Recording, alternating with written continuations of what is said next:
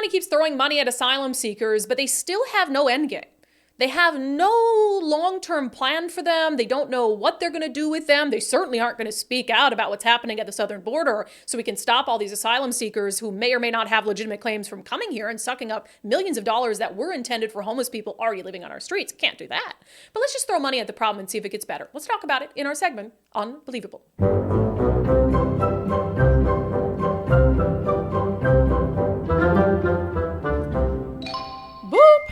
All right. So as you know, we have probably at this point more than 1,000 asylum seekers who have come to Washington state from our current crisis at the southern border. Might be more, but kind of that was like the last check of where we're at. And we've done some stories here and there. You know, there was a church in South King County that was trying to take them in. Asylum seekers have been in council chambers with their far left Democratic Socialist allies who are using them as political pawns to get what they want. And then there was arrests at Seattle Council chambers. So there's been all these crazy things around this. And the bottom line is it's like I will acknowledge it's kind of a difficult position for the state of Washington and for the taxpayers because they're here. They came. We can't control entirely what happens at the southern border. So now they're here. And now they are either going to be living on the streets and folding into the homeless industrial complex where we'll probably spend $1 million a person just to keep them in homelessness. Or you're going to try to put them in a hotel or something. So at this point, I'm almost like, well, I guess you got to put them in a hotel because or else they're going to get some sort of services for even more money through the industrial complex. But I think the issue is there is no game plan here other than just to throw your money at this issue. So this is from the Seattle Times. King County has awarded another $2 million to nonprofits helping asylum seekers in Tukwila. This is just in Tukwila. $2 million.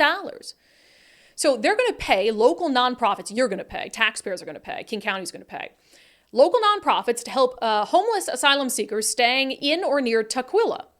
The money is part of $5 million allocated in December for South King County cities to deal with homelessness. So again, this is money that's coming from an already failed homeless response. So this was given, and South King County cities, when they got this $5 million, I'm sure they had plans to use it for some of the existing homeless crises. And now it's like, well, $2 million of that has to go to these asylum seekers. Sorry to put that on your plate. It says the recent surge in asylum seekers, more than 1,000 people have registered with the Tukwila Church since April of last year, has created a great need for temporary housing. As they wait months for the federal government to approve work permits, asylum seekers cannot legally earn money to pay for housing. One asylum seeker, Jonathan Lutumba, said at the King County Courthouse last month that he walked across 10 countries to get to the United States just to find suffering when he arrived. Apparently not good enough for him here either. Walked through 10 countries, didn't find any of those suitable. Doesn't find this one suitable either. State funding totaling $32 million will also be available in July to provide housing assistance, support for food, transportation, education, and employment, as well as connection to legal services and help navigating social services. Do you think for 1 second that if lifelong taxpayers of the state of Washington, who could also use housing assistance, support for food, help with transportation and the increased cost of gas, help with employment, connection to legal services, help navigating social services, do you think if they showed up at the King County Council meetings or the Seattle City Council meetings and shut them down and protested, that they could get some handouts from the government too? No, but also they wouldn't want them. Hardworking taxpayers who get 2 jobs, 2 incomes, and they still are crushed under the weight of taxes from the government, from Washington state.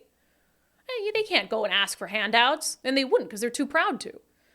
But it's like if you're a migrant and you show up and you've got these far left entities that are going to go to the council chambers and cause a disruption, and then all of a sudden that's rewarded with money to local nonprofits. What did we talk about on the show yesterday? How local nonprofits in the area of homelessness get money and just squander it away. Talked a story yesterday about a guy who misspent $330,000 and helped virtually no one. So they're given this money. Do you really think it's going to help the number of asylum seekers that it should help? It's just all such a disaster. And the question is, will it be good enough? Will it be enough? Will $2 million or $30 million or $100 million? Will a tiny home or a hotel or hell, an affordable apartment? Will that be enough for some of these asylum seekers? Because in other areas of the country, what's been given by the taxpayers of the United States has not been enough. for the migrants who came here claiming asylum. In New York City, for example, migrants are saying the food's not good enough. We have no access for our children to education, and what the city of New York is giving them just won't cut it. Here's a clip. At the shelter, the food, my kids cannot eat the food at the shelter. Kasuma yedo men sonjino moƴƴa parce que tawi kadi horu gongol arta e kikiɗe tawa ñamete on a wawata mo ñamude. And on Ramadan time, we couldn't eat because when you come back for the breaks, the food is no good at all. And they give us 2 months to stay at the shelter, and then you have to go out again with your luggages and the kids and find another place. It's very difficult. Entre ɗon o wawali heɓude ha joni komo janga. And also, I have a kid that is like 18 to 19. Until now, he doesn't have no school. Okay, well, all right, you came here expecting a better life. Apparently, America has thoroughly disappointed you. Food's not good. The educational opportunities aren't good. The shelter that you're in isn't good. So what does New York City do when migrants come and they just don't like what's being offered? Well, they'll just send them somewhere else, like this Russian migrant who's ready for a new vibe. So he's getting a free ticket to Chicago. Yes, they give me a ticket for free to Chicago. I fly tomorrow. For free? For free. Why are yes. you going to Chicago? I try to find any work because I'm homeless immigrant from Russian Federation. Yo, my name is Mark Miriam. You're from Russia? Yeah. Who gave you the ticket to go to Chicago? Chicago, no, this special government service company, you know, they try to help new people, new immigrants who come. You're excited to go to Chicago? Yeah, because I want to see new city. It will be, I want to feel new vibe, new atmosphere, and maybe try to find new contacts, new friends. So you were in New York for 1 year, Yes. and now you got a free I ticket, was and waiting. now you're going to go to Chicago. Da. And then after Chicago, I going to Los Angeles because it was my first city in my life before New York.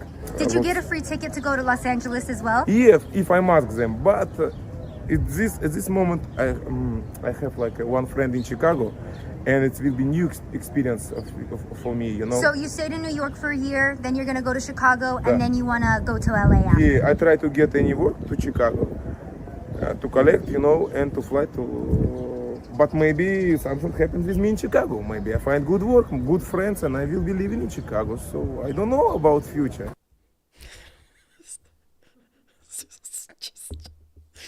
Going to Chicago for a new city and a new vibe, man.